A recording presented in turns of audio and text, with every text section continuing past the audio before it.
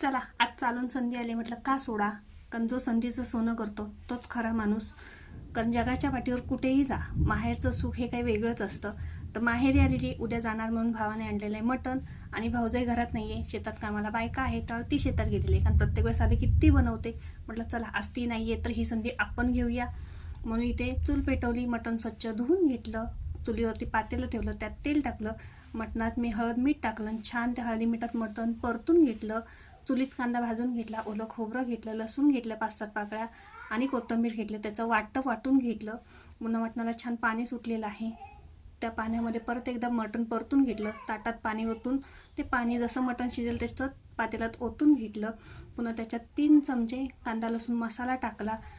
इकडे मुलांसाठी सुद्धा हळदी मिठातलं मटण काढलेलं आहे. आणि चूल फुकून फुकून मात्र डोळे माझे अगदी लाल झालेले आहे. आणि आपलं तयार झालेलं इथले चुलीवरचं मटण.